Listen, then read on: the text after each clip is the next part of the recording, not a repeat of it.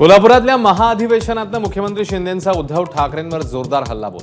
मला मारण्याचा कट होता शिंदेंचा आरोप, तर ठाकरेंना खोके नाही कंटेनर लागतात, शिंदेंची टीका.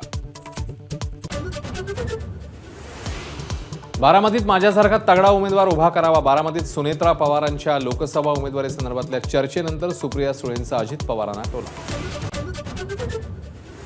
राष्ट्रवादी पक्ष आणि चिन्हाच्या याचिकेवर सोमवारी सुनावणी. चिन्ह पक्ष अजित पवार गटाला, या विरोधात शरद पवार गटाची सर्वोच्च न्यायालयात याचिका.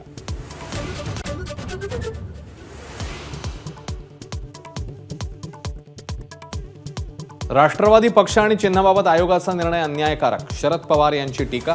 वरच्या कोर्टामध्ये दाद मागणार, पवारांची घोषणा.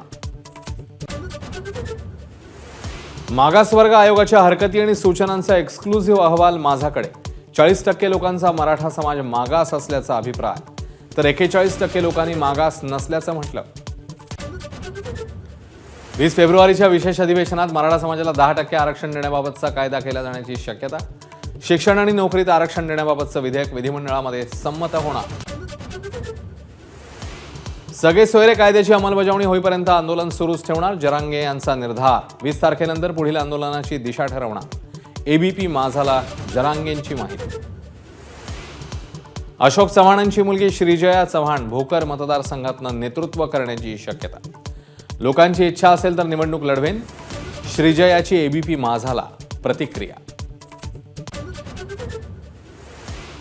मध्य प्रदेशचे ज्येष्ठ काँग्रेस नेते कमलनाथ भाजपच्या वाटेवर असल्याची चर्चा.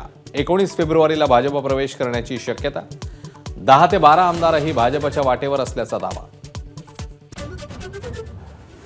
सलामीवीर जयस्वालचं आक्रमक शतक, गिलची नाबाद अर्धशतकी खेळी. इंग्लंड विरुद्धच्या राजकोट कसोटीत भारताची आघाडी 322ची.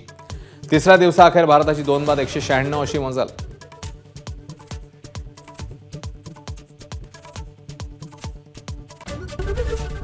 एबीपी माझा, उघडा डोळे बघा नीट.